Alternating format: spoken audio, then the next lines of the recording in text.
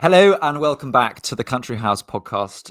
We are thrilled to be joined today by a very significant historian, Sam Dalrymple, who is an expert on British, I suppose, post-colonial history with India.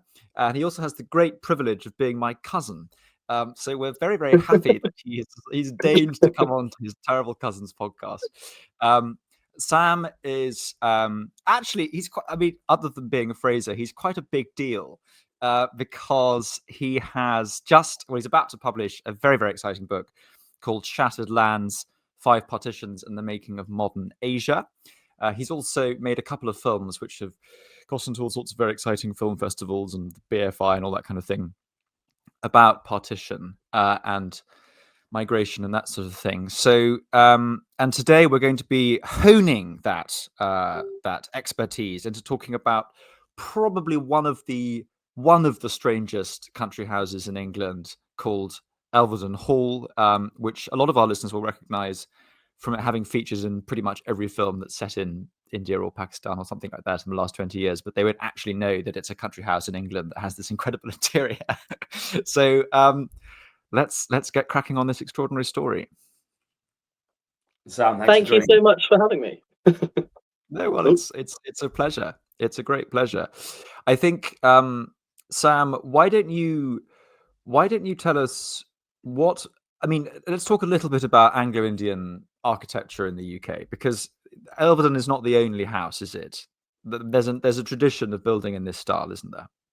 There is. So I came into this world because I've got a column with Architectural Digest India, and they're particularly interested in basically kind of bits of Indian heritage in Britain. So every time when I come back for the summer and I have to find a new column, I go in search of more houses with links to India, essentially. And you've got all sorts across the country. You've got Osborne House, Queen Victoria's kind of retreat, essentially, has the Indian Durbar room. You've got Seasonkut, this incredible kind of, again, essentially a kind of Cotswold manor, but remodeled in the style of a later Mughal tomb, with kind of, this beautiful orange Cotswold stone sort of surmounted by a kind of crazy Mughal dome. But actually, I mean, there's quite a lot more of these houses than you think. There's only really been one good book on it, which is The Indian Style by Raymond Head. But he goes into the fact that basically throughout the colonial period, when Britain was in India, so kind of from the 1750s through to the 1950s, you kind of have huge numbers of Indian-inspired houses, or Indian-inspired rooms being built across the country.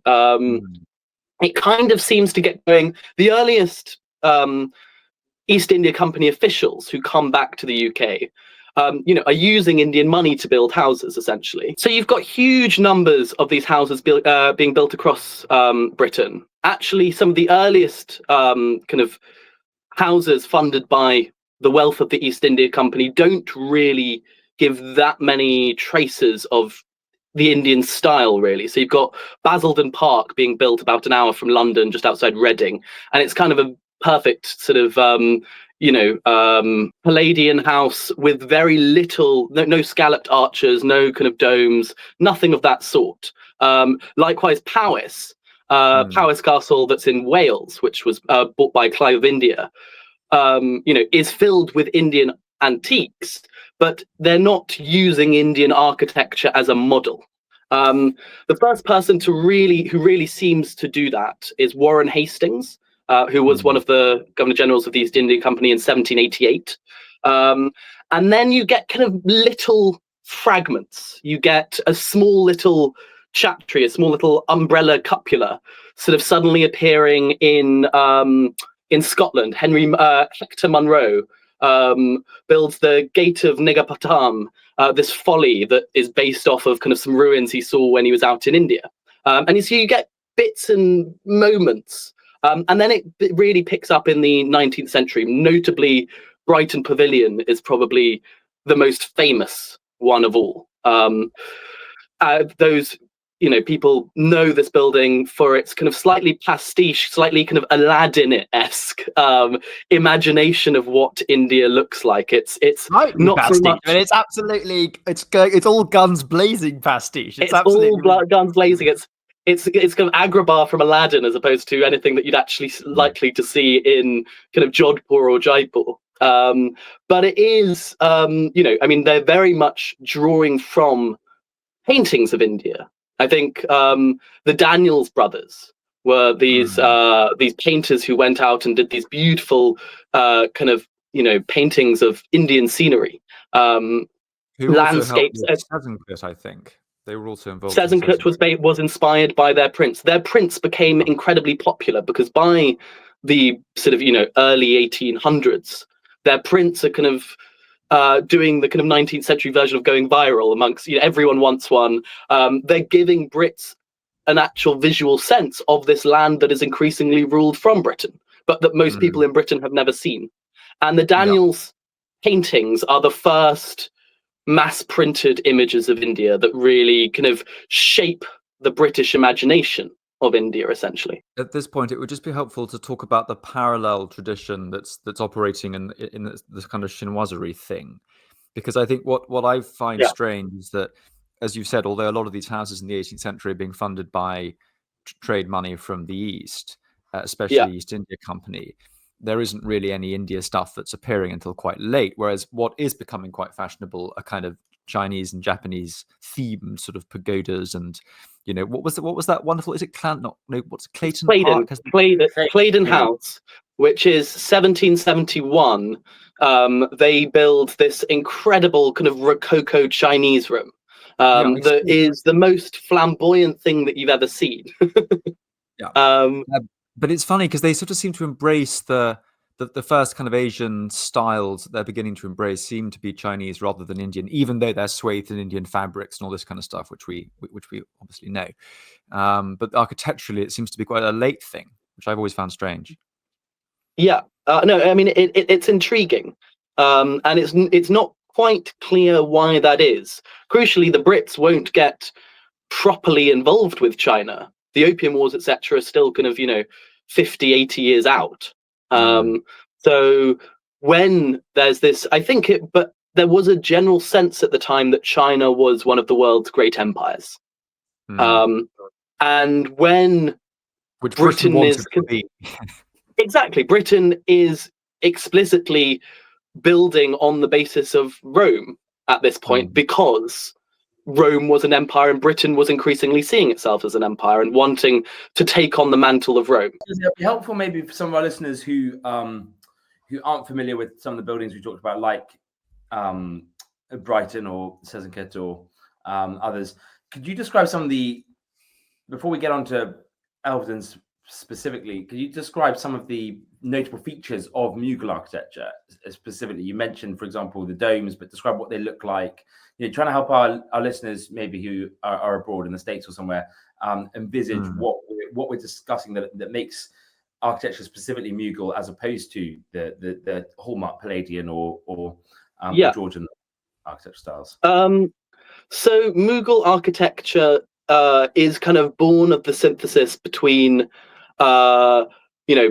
indigenous Indian Hindu and Hindu architecture with this kind of proliferation of forms, kind of mandalas, sort of sacred geometry, and that kind of thing, with Islamic architecture. And so the most notable one that everyone knows is the Taj Mahal.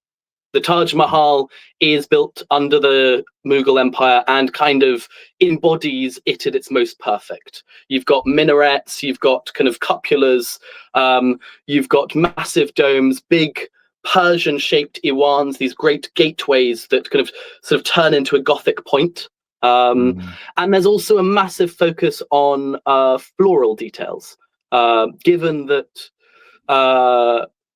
within Islam, in very many religious buildings, at least, you weren't allowed to have too much figurative imagery, and so you go for geometric patterns and you go for foliage, which you are allowed to show.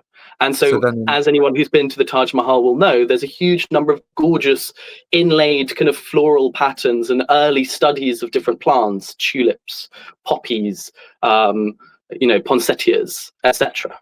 but then that sort of, so those items that you've just listed there are then adopted in places like Seancurst and Brighton Pavilion. So you see an emphasis on these domes, these not a kind of St Paul's Cathedral dome, a sort of OG dome.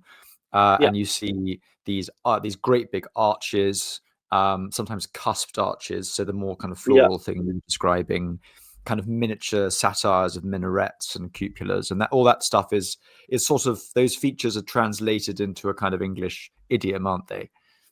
Yeah. And I think particularly with the early buildings built in an Indian style, your Seancurst, your Brighton, the crucial thing that it's gorgeous, and what's done is kind of rather fascinating and weird in all sorts of ways. But they're not using the same kind of proportions that you'd ever actually see in an Indian building. They're taking something that they see in a painting and shoving it on. So it's like, you know how classical Greek architecture is very formal in the way that, these are the kind of proportions you need when using kind of, Doric columns and a pediment, and you've got very specific and formal measurements that have to be involved. That's what's essentially missing in most of the British architecture in the Indian style, the early stuff at least. So for our listeners, the good comparison would be looking at the Elizabethans in England when they're starting to adopt classicism. They don't really know how to use it. So they're kind of whacking all these strange things on the front of their buildings in a way that, it isn't what the Greeks or the Romans would have done at all. But they're still quite Yeah. It's interesting, Rory, that you touch on the introduction of classicism. It's funny how we often deride Mughal architecture in England as being very pastiche, perhaps with the exception of Elveden, the likes of Suffolk or Brighton Pavilion. Yet Palladianism became so commonplace, even though that was equally pastiche. It was classicism from Italy. Yeah. It really a copy of culture. It wasn't authentically British at all. Yet because it became so commonplace and every country house had classical elements, it's seen as almost iconically English, the Austin country houses, in a way that the ones aren't. It's funny. Sam, I'm intrigued. Can you give a little bit of background as well? We talk about Mughal. Mughal architecture obviously is in reference to the Mughal Empire, which, if I'm right in saying, was a huge empire which occupied most of modern day Pakistan and Bangladesh and North India. Is that correct? Exactly. So the Mughals, was it largely the Mughal emperors were Muslim, but many people were Hindu, which is why we've got this hybrid of Persian influences and what we would associate with Hindu influences. Is that right? Yes. So the Mughals show up in the 16th century, and they're essentially at precisely the same moment in the age of exploration, at precisely the same moment as kind of Vasco da Gama is going around the tip of Africa and Christopher Columbus is sailing across the Atlantic Ocean. You've essentially got this Uzbek prince from modern day Uzbekistan, just kind of south of Russia in Central Asia, who is kicked out of his house. And as a refugee, essentially begins trying to build up an army to take back his homeland. He never manages it, but he does manage to take Delhi, which was then one of the kind of, richest cities of North India. And although he is basically an Uzbek, his grandson will start marriage alliances with local Indian women. So the first few generations of the Mughals are essentially Uzbek, and you look at these early Mughal buildings, and they feel like something out of Samarkand or something. But after basically these marriage alliances with local Indian women, and as you start basically getting half Indian princes, and then 3/4 Indian princes, and so on, the kind of indigenous Indian forms begin to seep into the architectural vocabulary. And what's so fascinating, this culminates with the Taj Mahal, that kind of is the perfect fusion. And so the lotus is a very sacred shape in the Hindu imagination. And you'll see these kind of lotus forms blossoming out of for example, the dome of the Taj Mahal. You'll see this kind of lotus iconography at the base of columns, etc. That's not something that you would have ever found back in Uzbekistan. That's an Indian piece of iconography. I suppose the reason it's important to understand the Mughals when we're talking about this in light of English houses is two things, really. One of the reasons this architectural form in India, in the Taj, is so attractive, and people in England found it, I think, quite attractive, is because it's a much softer version of that Timurid style from Uzbekistan. I mean, I think the reason that everyone absolutely adores the Taj Mahal is that it has that amazing kind of Islamic sort of style, but it's just a little bit more gentle and a little bit more sophisticated, which is where India's been playing with it.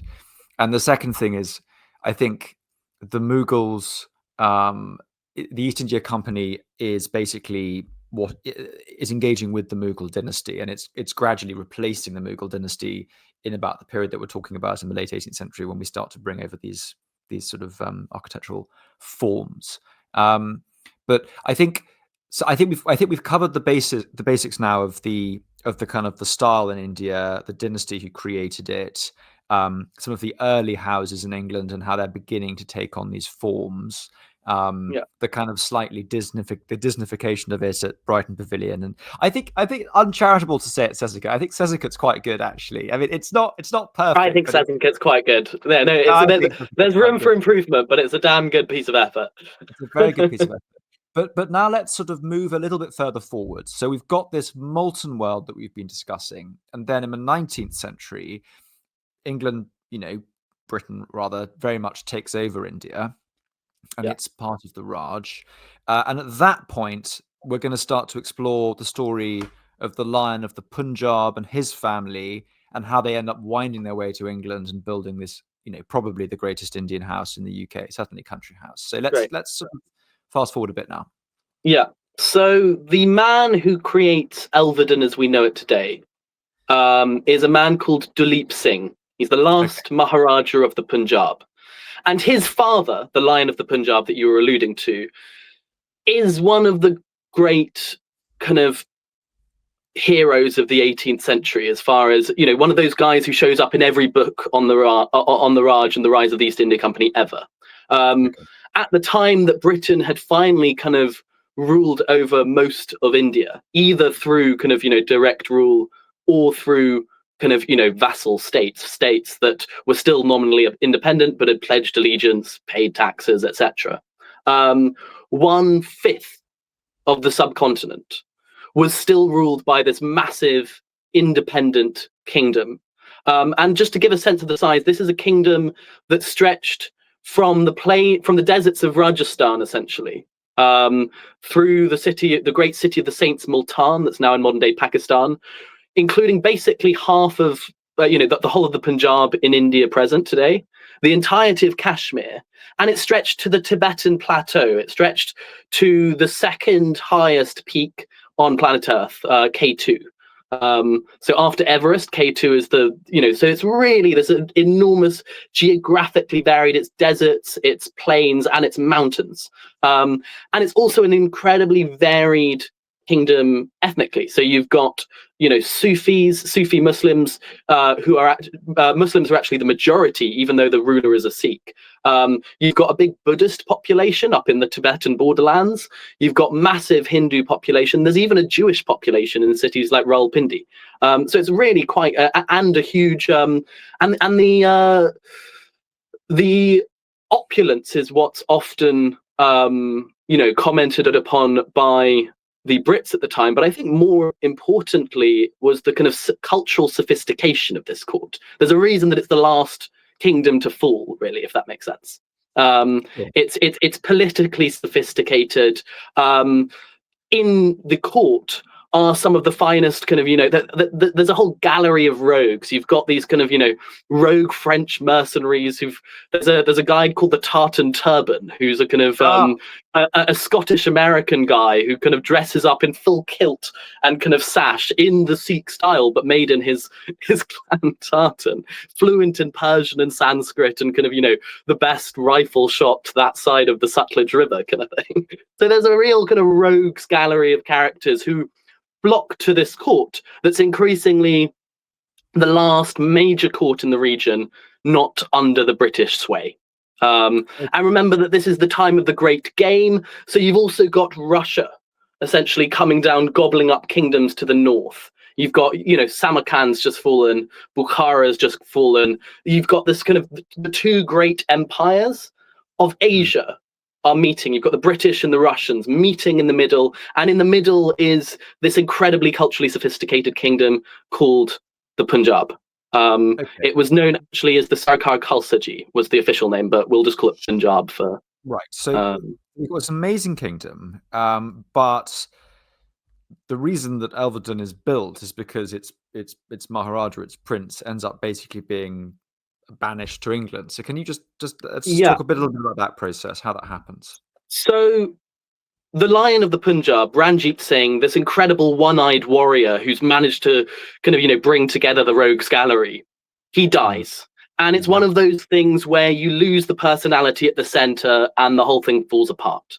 So there's a kind of, a dynastic clash. You've got this whole kind of Game of Thrones style succession where someone is on the throne for 2 months, then someone else, and on it goes. And finally, in the middle of all this, there's a bunch of pogroms. The British militarily intervene, and Duleep Singh, the kind of basically child on the throne, who will later build Elveden, he's a mere child at the time, and more or less at gunpoint, he's forced to hand over his kingdom to the Brits, hand over Kashmir to an independent ruler of Kashmir called the Dogra dynasty, and also hand over the Kohinoor diamond for it to be gifted to Queen Victoria. And so the Kohinoor diamond that's, so famous, the world's greatest diamond, that was the Punjabi diamond, if that makes sense. And why would most people recognize the Kohinoor today, Sam? What's other than the name? It's on the crown of the Queen Mother. Okay. And was at the time the world's largest diamond. Cool. Well, the big, wonderful, sparkling diamond. Okay, so I just one quick question I've always actually wanted to ask you because I've never quite understood this. Why was it that some Indian states, the Maharajas were allowed to stay, and then others, in this case, they were sent to England? I've never quite understood what that process was. Why that it was happened. Basically bend the knee. It was if you bent the knee, then you could keep your thing internally, but you would have to, provide troops to the British Army. You'd have to kind of, pay. Sorry? Did the 10-year-old not want to bend the knee, basically? No, and I think it was also in the Great Game, the Brits were increasingly focused on securing the borderlands of their Indian Empire. Right. So they wanted not, a vassal state on the edge. They wanted to control those crucial passes. But so in 1849, Punjab is annexed. And in 1853, this infant boy is essentially sent to Britain as more or less a hostage. But something that kind of no one really foresees happens, which is he becomes very close with Queen Victoria. Having you've got to imagine this child that's been ripped from his home, sent across the sea to a kind of strange and cold place that's completely different from the land that he's brought up. And this is also the moment that, just 4 years later, the uprising of 1857, the Indian Mutiny is going to happen. And you're going to see kind of, the relationship between Brits and Indians at its worst ever. And yet at the same time, you've got Duleep Singh becoming immensely close with Queen Victoria, and he becomes her godson. He converts to Christianity, and they become so close that they start more or less kind of sketching each other. There's all these scenes. He spends every kind of all of his holidays in Osborne House with her across on the Isle of Wight, and they develop this immensely close relationship, which seems strange in hindsight. Often, it really muddles people who are trying to understand this in the context of, what's just happened. He's just lost his kingdom, etc. And this one would have expected, like, some people talk about it in terms of Stockholm syndrome. By all accounts, it wasn't necessarily. They were actually quite close personally. But it's so weird, isn't it? I mean, like, Queen Victoria technically represented the state that was pillaging his state, and yet maybe pillaging's a bit strong, but certainly nicked it from him. And yet she was really close to him. I mean, one wonders kind of what was going through her head. I mean, whether she was actually entirely aware of what was really going on in her name. It's bizarre.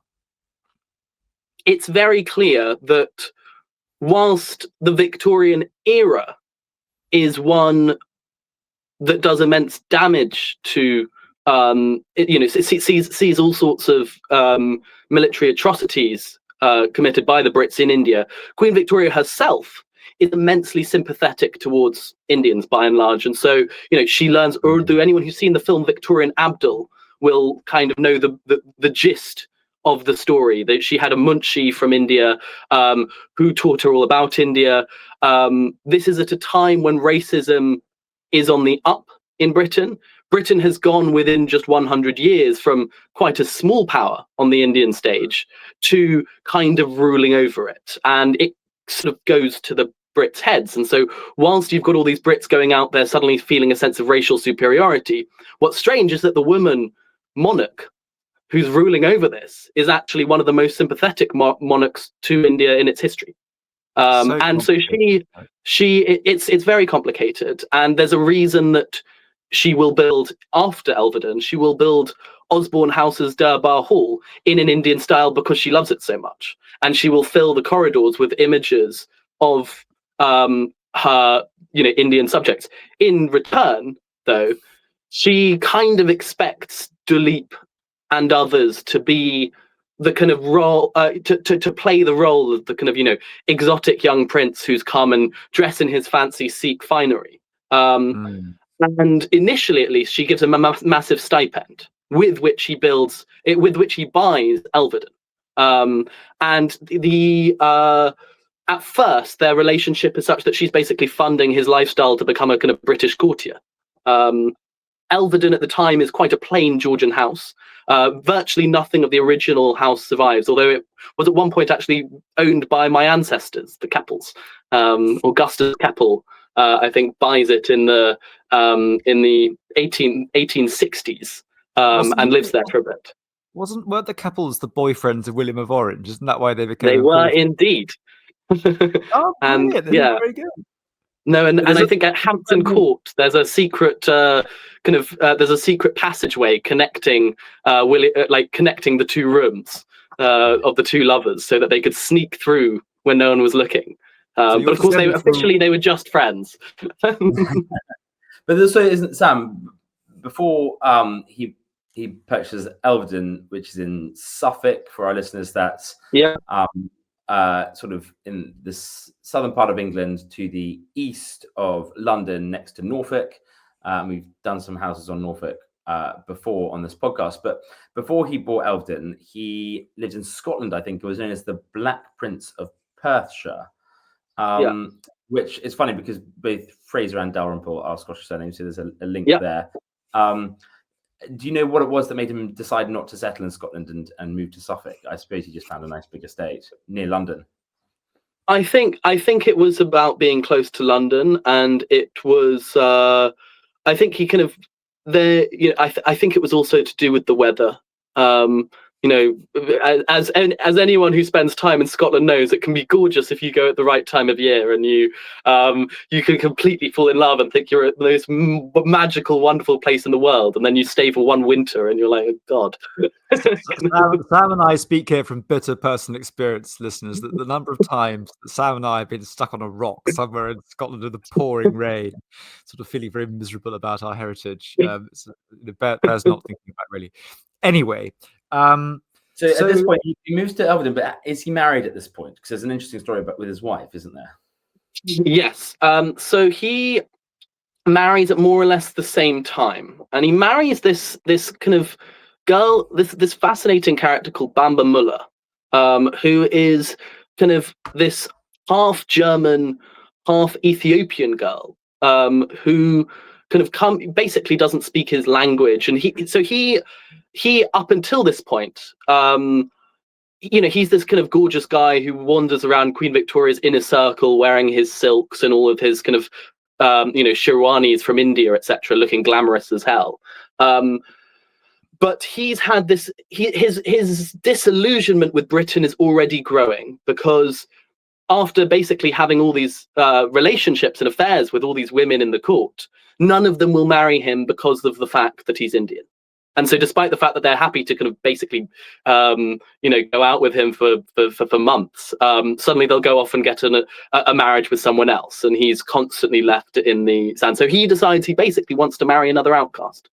And Bamba, who is, I think, basically kind of an orphan that he meets in Cairo, and they can barely communicate with one another. That she doesn't really speak English, and is suddenly kind of pulled right in the center of the Victorian world. But they will have, I think it's 7 children together.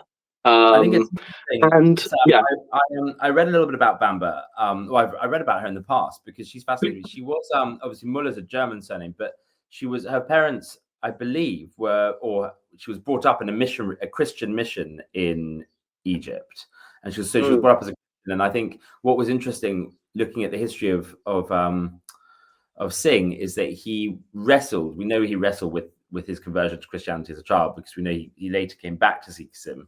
But part of that wrestling was he wanted to marry a Christian. And interestingly, what I read was that Queen Victoria wanted him to marry some exotic Indian princess, some Maharani, but it sounds like he was quite modest, because from what I've read, he visited this mission in Cairo, this Christian mission station, on his way back from Bombay, and it sounds like he sort of became a bit infatuated with this young Bamba, and also he wanted a girl who was less sophisticated. Interestingly, he didn't want a glamorous woman. From what I read, despite his love of beautiful things, which we see showcased probably most brilliantly in Elveden, he wanted a wife who was quite modest, and so. But as you said, with this sort of, she fitted the mold perfectly, because she wanted someone who was both Western and Eastern simultaneously, which, being half Abyssinian, half German, sort of brought those two things together. But it's fascinating. So he married her, I think, in the 1860s, which is when he bought Elveden. And so coming back to what you said about Elveden, I'd love to hear. Well, I'm sure Rory's going to ask, but yeah. So I suppose I think you're beginning to give a sense, Sam, of this sense of the kind of the pivot in his life. So he's been this, this golden boy for Queen Victoria. He's begun to get a little bit disillusioned. He's bought this house. He's married this outcast. Would you say that the very dramatic decision he makes on the inside of the building is a reflection of his his burgeoning rebellion, or not really? Are they connected? I think it is. I think there's a definite sense that he's beginning to want to know more, and he gradually realizes that he's not been told the entire truth about what happened to his kingdom. When he's at the beginning, he's sort of convinced that he essentially made a trade, and it's only kind of gradually he begins to realize that his kingdom was even annexed, if that makes sense. It's a real kind of cultural shock. And he's definitely wanting to know more about his heritage, and so goes. So in 1863, he buys Elveden, and I think it's 1869 that he basically more or less knocks the whole thing down and builds it up from scratch. All that survives of the original house is the floor in the main entrance hall. Pretty much everything else is an entirely new build. But what's fascinating is that, again, that east meets west thing that, just like you wanted from Bamba, is very much there in the house. From the outside, he kind of remodels it in this kind of Italianate style, which will then be remodeled again under its next owners, that we'll get to later. But it's this Italianate exterior, but inside is the single most beautiful rendering of Indian heritage in Britain. It's interestingly designed by a Brit. As in there are, unlike, for example, Osborne House, which I think is actually a bit more pastiche, even though it's actually designed by a Punjabi. This is designed by a man called John Norton, but who is basically, he's an architect of country houses, and he goes around and is asked to study Rajasthani and Punjabi architecture, and essentially fuse it with British architecture. And what an amazing thing he does. The most, you enter the hall, and there's these wooden panels leading into a big mirror. And at first, you don't quite notice what you're walking into. And from the outside, at least, you're kind of, you're kind of expecting to walk into a kind of Renaissance Italian palazzo kind of thing. And then you get inside, and suddenly, on all sides, you've got beautiful, beautiful cusped arches. You've got this amazing staircase off to your right, which is a kind of British staircase with cast iron, but it's cast iron twisted into ways that feel reminiscent of the designs that you would have back home. The walls have what's essentially known as chinikari, these beautiful designs, undercuffed arches that plaster the walls, and it's just absolutely perfect. There's so many references to the palace that he would have grown up in Lahore. In the sitting room, the whole ceiling, although it doesn't survive today, was covered with mirrors, made of different types of cuts, in the same way as anyone who's been to India or Pakistan and has seen those beautiful kind of mirrored hallways in kind of Rajasthani palaces. It's the same kind of thing. And I think my favorite room is the main kind of sitting room, which would have originally looked out into this beautiful aviary. He had this kind of absolutely absurd collection of wildlife, this kind of proper not horticultural, kind of zoological madness of animals collected from across the empire, from kind of, big cats to strange birds, etc., wandering around his garden. And that was actually the main thing that many visitors noted most about his house. It had this huge estate that was renowned for massive bird shooting. So people would go on these great Victorian hunts. And his Elveden estate was one of the great places near London, one of the greatest places in the south, where you could go on a great hunt without having to go all the way up to Scotland to go grouse shooting, etc. Sorry, I'm slightly reeling from what you're saying, Sam. I mean, it is. I was just looking at some of the images as you were talking, and it is absolutely remarkable. You and I have explored many a palace in India together on our various jaunts, and looking at these interior shots, some of them are not dissimilar.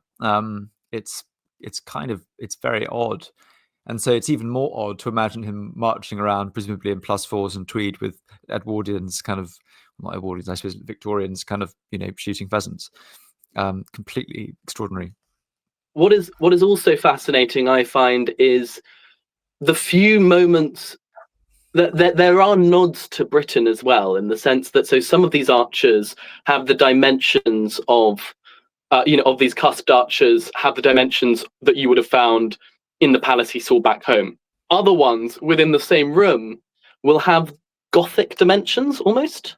So there's also this kind of brief nod in some of these rooms, particularly in the main fireplace room, the one which would have had the beautiful mirrored ceiling. You can see these kind of moments of where, I think everyone who goes between the two countries notes the similarities in some ways between, later Mughal and Sikh architecture and with Gothic architecture. Some of these forms, some of these pointed arches and cusped arches, there's some moments of commonality. And I think when Norton is asked to do this commission, I think he's definitely noticed that. Well, we actually do a whole separate episode on how some people believe that the Gothic that we use in sort of English medieval churches actually originates from the East as well. So there's a whole other thing to be had. Touch on that, Rory. I find Norton a fascinating architect because he would argue exactly the opposite, that Gothic is the only truly Christian architecture, the medieval Gothic, and actually he despised class. It's interesting. He despised classicism because he said classicism was based on pagan temples. Really, and all the buildings he did, almost all the country houses he did, such as Tintersfield and Chumagna House and others, were very much neo-Gothic. And so it's really interesting then, despising pagan classicism, he then designs these interiors that are very much not Christian, in Elveden. It clearly money maybe spoke louder than his Christian convictions in the case of designing the interiors of Elveden. So can you give us a bit of a walkthrough then, Sam, of what you see when you go in then, in terms of going back to the architecture? It's different in different. There's definitely a more British upstairs that nods to the Sikh heritage in the arches, etc., but that feels somehow a bit more kind of almost Renaissance. And you, particularly when you look up at the at that staircase, if you look up, you'll see this kind of beautiful glass ceiling that feels like something, again, straight from Italy. It's quite a small house. It's doubled in size later by the Guinnesses, who are the next owners. But it's not huge. There's a main hall. There's there's two living rooms on the ground floor, essentially. And then there's a series of rooms upstairs that would have essentially been bedrooms and guest rooms and that kind of thing. Crucially, we also know that there was a servants' quarter somewhere, but we're not quite, I'm at least not quite sure where that was in relation to the structure that we see today, because the Guinnesses remodel it so much.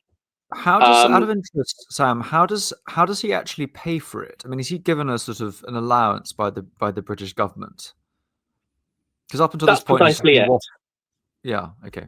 And this is also what will sow the seeds of his anger against the crown, because he's paying for all the kind of most glorious, in my opinion, and we'll get to this later, what I think is arguably one of the most important and brilliant pieces of Victorian architecture. It's in the sense that the Victorians ruled over a quarter of the globe. This house is one of the few houses where you really get that sense within the heart of Britain itself.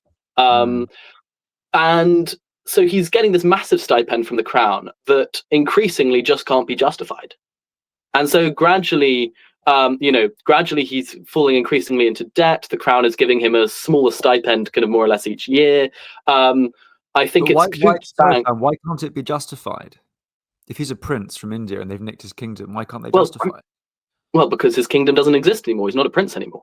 And the crown is other matters. I mean, empire is expensive, and whilst Britain was this incredibly rich place, it also can't justify this huge expense just going into basically kind of remodeling one man's house. Sure.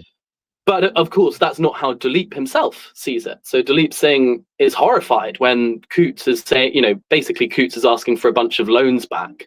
The crown is saying it's not going to pay for it. Duleep sort of more or less petitions Queen Victoria and says, I thought we had a deal, I'm converted to Christianity, came here, and she kind of more or less looks away. Gradually, he has to kind of sell off everything he owns, and so the interiors and the zoo, etc., one by one, having been in its height in the kind of in the 1870s, by the early 1880s, it's all the same stuff that he's just bought up is having to be sold off. Right. And by 1886, by 1884, he is getting massively disillusioned, and there's a Sikh gentleman of the faith that he grew up with who manages to kind of basically begin corresponding with him.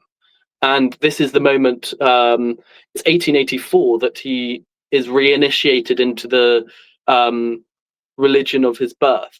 Interestingly, at precisely this moment, he's renovating the whole church next door, the Elveden Church.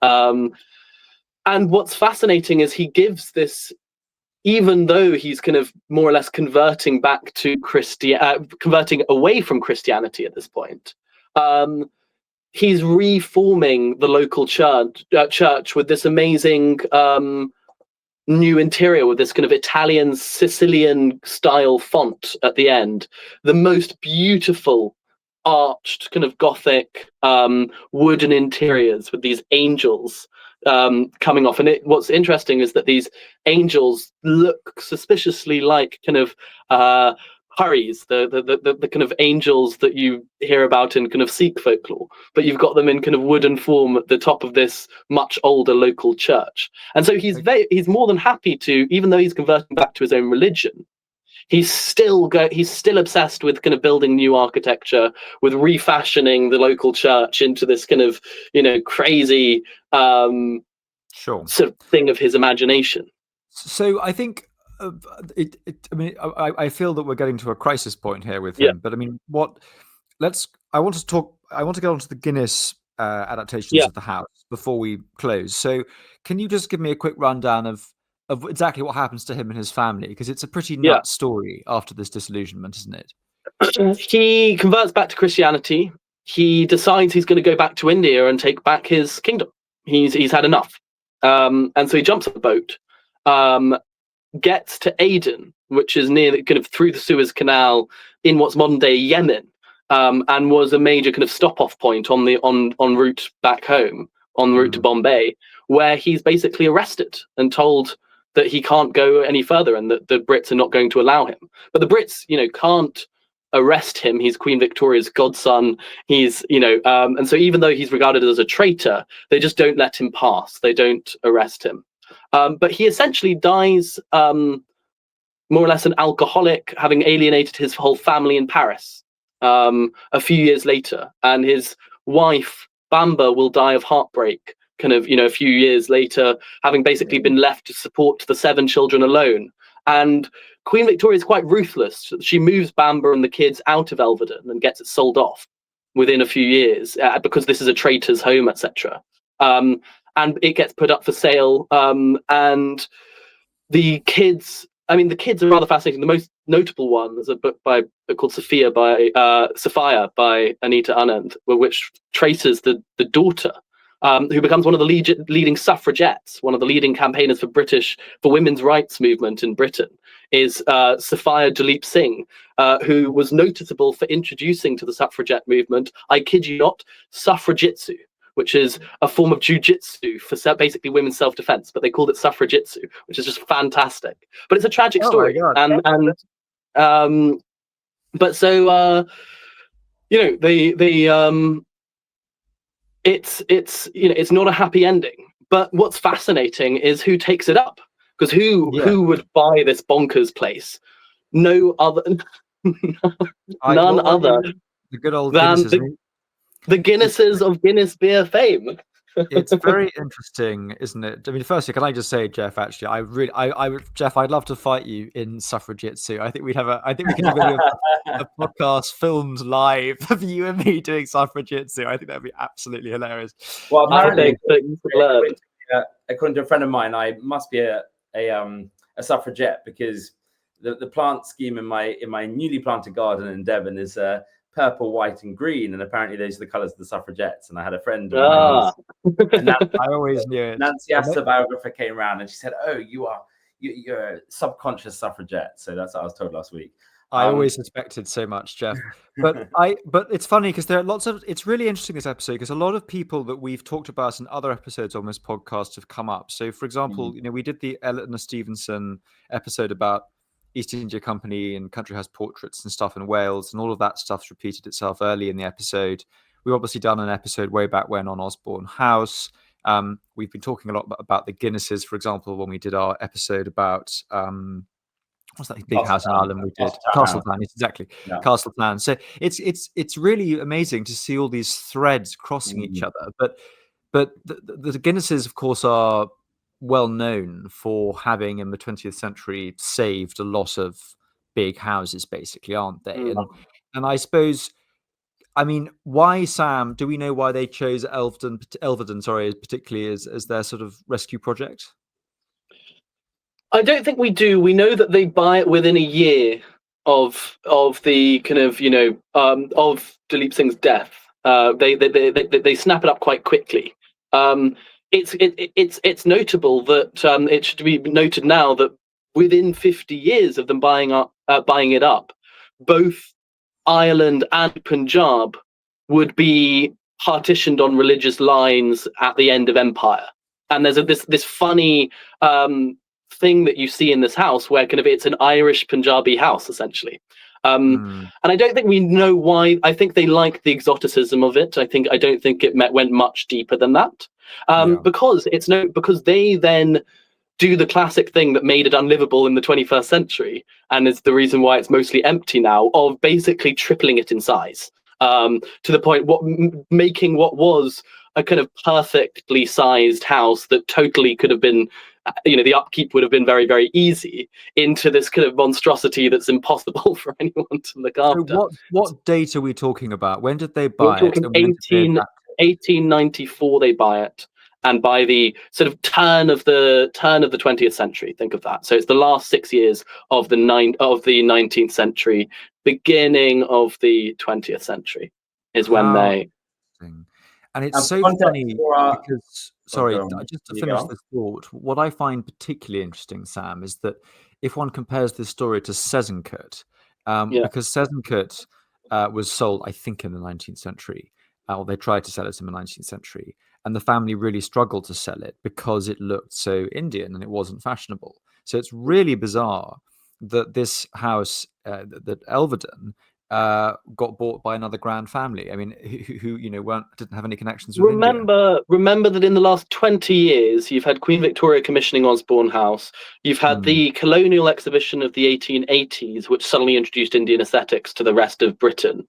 And you've suddenly had, for example, Hastings Museum is built in this kind of Indian style. You've got Bagshot Park that's suddenly built by one of Punjab's greatest. So there is, in the 1880s and 1890s, there is this brief 20-year moment when the Indian style is the fashionable new thing. And that is the high point. All sorts of, I think there's kind of, 20 houses that are suddenly built in the Indian style that don't survive today. All of them were kind of bulldozed in the 20th century. But it's essentially a lost moment of kind of crazy Victoriana that is particularly set off by the 1889 colonial exhibition. And that is when this style goes national, briefly. It's also the peak of that. That's around the same time as the peak of the close relationship between, when was Queen Victoria made Empress of India? That must have been sort of late. So that's early. She's made Empress of India in the 1850s, but it's the time when she's most interested in it. She's made Empress in the 1850s, but it's the time when she's suddenly learning Urdu, and she's suddenly getting, learning an Indian language, asking for Indian art to be brought to her, reading kind of Indian books, and it's the moment that, you've got the colonial exhibition when suddenly kind of Britain's self-identity is, India is at the heart of it at this moment, in a way that's kind of hard for us to quite comprehend. It's as central to British identity as, say, Scotland is at this point, in a way that... I find it very confusing, Sam, because you read some accounts and novels and diaries and things, and people kind of, when they talk about empire, roll their eyes and they sort of say, well, back in England, no one really cared. And then also you see other people building whole Indian style country houses. I mean, where's the truth? I mean, were most people bothered by it or not? I mean, I find it difficult. I think it's somewhere in the middle. Some people were were immensely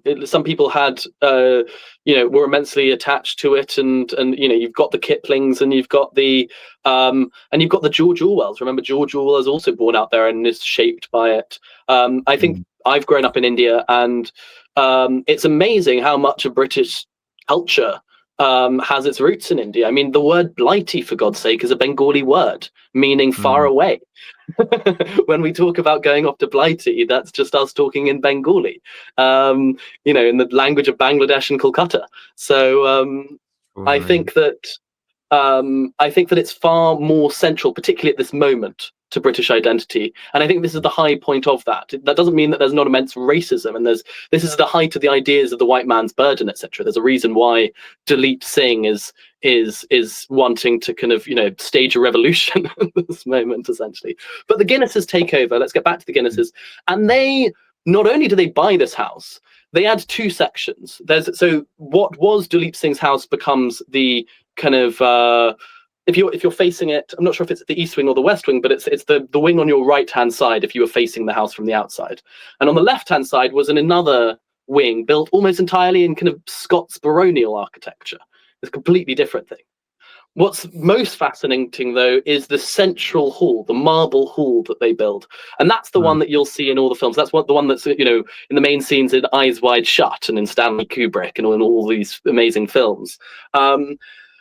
And it's another example of the Indian style. Again, you know, like they're built by an Irishman this time. This isn't Duleep Singh commissioning this stuff, and noticeably much more Hindu influences. You've got these little icons of kind of, you know, where you'd expect to see Ganesh, but it's a kind of, you know, a strange carving of a kind of, you know, old man looking a bit grumpy. But it's drawing from Hindu architecture much more. And it's this amazing, vast, you walk through essentially a Scots baronial entrance hall into this kind of absolutely crazy central room with these Islamic muqarnas, these kind of cusped bits, gradually little squinch upon squinch upon squinch, converging into this kind of almost neoclassical dome at the center.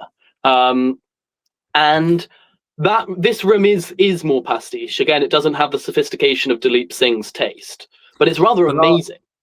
I'll tell you what, though, Sam. As I said earlier on in this episode, I was amazed once I worked out what that room was, and I kept seeing it again in films.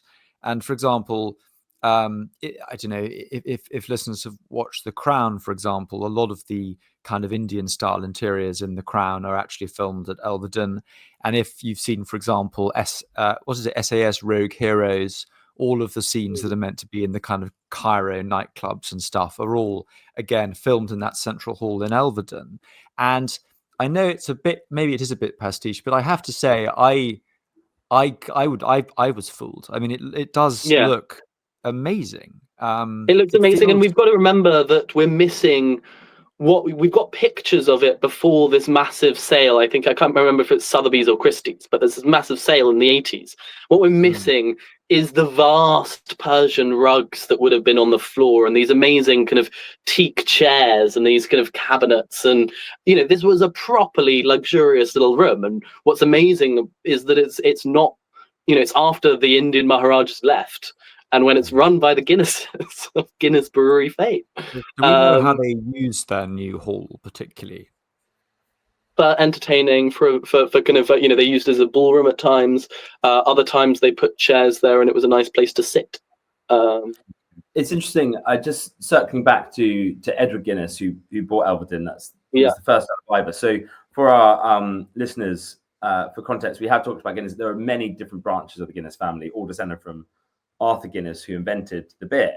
What I find really interesting is, and they've all got, there are various titles. I think there's Lord Ardlaw, and there's Lord Moyne, who we've talked about, whose descendant was Desmond, who rescued Castletown in Ireland.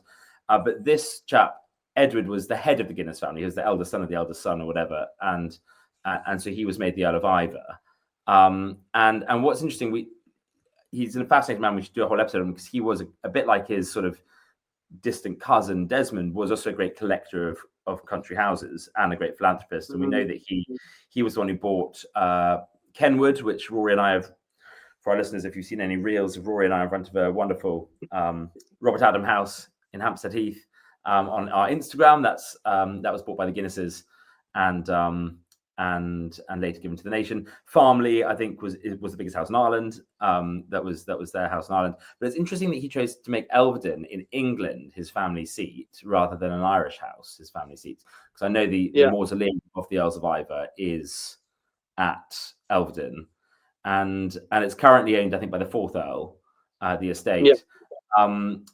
And the reason why this guy Edward had so much money is it's extraordinary. Actually, he took over the Guinness as a company when he was 29, and he bought out all his siblings. He became the sole owner of Guinness, and then quadrupled the company's value in 10 years, and then floated it on the London Stock Exchange and made a huge fortune, and was able to buy all these houses.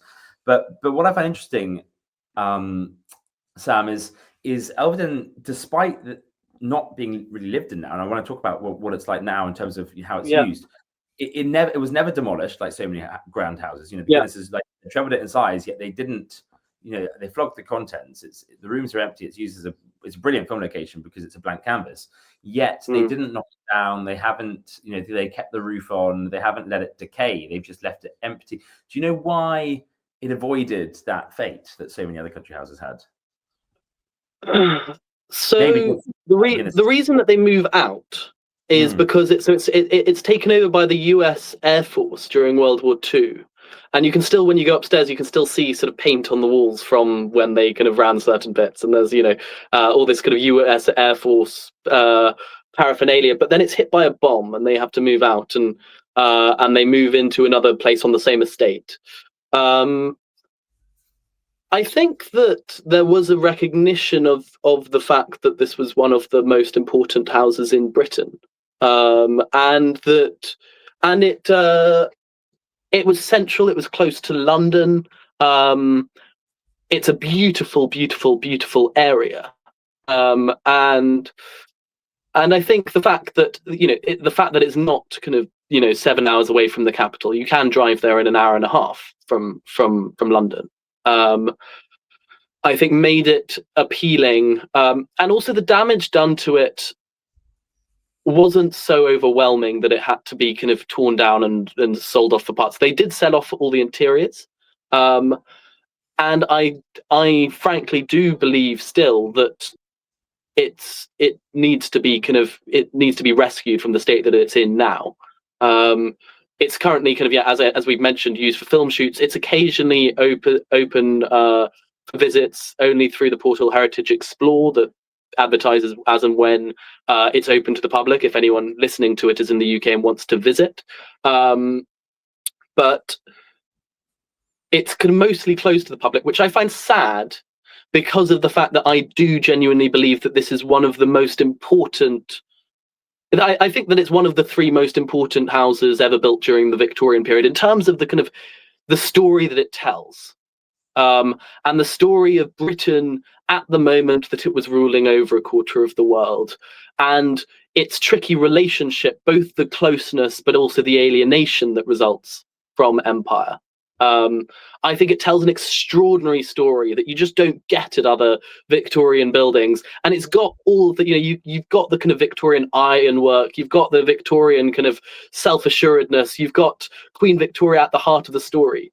And I think it's such a unique house, but in a way that it wasn't as unique as we now think. The fact that most houses of the Indian style were pulled down in the 20th century means that it's one of the sole survivors of a once rich tradition, which is why I think it's also so important that it gets preserved. Because it's almost it's like an endangered species almost, but it's the one of that endangered species that frankly we would have all chosen had we had the opportunity to preserve. If you could only pick one house of the Indian style to survive, it would be this in Seasoncott and probably this one. And yes, I think there's no other house that tells a story so fascinating, so central to Britain's self-identity, but also to this moment when Britain, probably, in the sense that empire is the most important thing on a global scale that Britain ever did. And, India was sent. This is a house built at a moment when India was as central to Britain as Ireland or Scotland, in a way that we've forgotten now. And so I just find it utterly fascinating. No, well, thank you, Sam. I think it is. I think you've made a very strong case for why it's an important building that we need to keep an eye on. So thank you very much for running us through it. Again, listeners, do try and visit it if you can. And if we have any rich benefactors who'd like to buy the Country House podcast in HQ, then maybe we can make Elveden the spot. But, if you'd like to get me an office if that happens. Indeed. If you would like to steep yourself in more of the world that we've been talking about today, do buy Sam's new book, which is coming out next week, Shattered Lands. Do subscribe to his Substack, which is very good and has many a fascinating article touching on these issues. And join us again next week. We are about to prime to go to Neville Holt, aren't we, Geoff? We're getting ready for our first podcast live on Friday, I think it is. So it's all very exciting. So it happens that we are doing our podcast live on the same day as a certain William Dalrymple is speaking at the same festival. That sounds fun. So A complete coincidence that Rory and his cousin are on the same day. It's completely extraordinary, really. But well, a very talented family. What can I say? I hope the opera house, as it's going to be now, rather than the marquee, the Turkish tent. I hope the theatre is going to be full of Dalrymples and Frasers. Millions of Frasers. Yes, we can Fingers pack up the whole thing. Very good. Right. Well, not too late, lovely listeners. This episode comes out on Tuesday. The podcast live is coming out is on Friday. So it's not too late for you to book your tickets. We've still got some available. Please do. They're £20 each, which is a bargain for a day out in the grounds of a lovely private owned country house. We did an episode on Neverholt Hall last year on the touched on it briefly. A house that's been rescued and turned into something quite extraordinary. Fantastic sculpture collection in the gardens. Make a day of it. Take a picnic. It'll be really fun, and we'd love to see you there and meet you there in person. So thank you. Thanks, Rory, for sort of chairing the questions, and Sam, thanks so much for joining us. It's been really lovely to hear all about Elveden. Thank you for having me. Brilliant. Lots of love, Sam.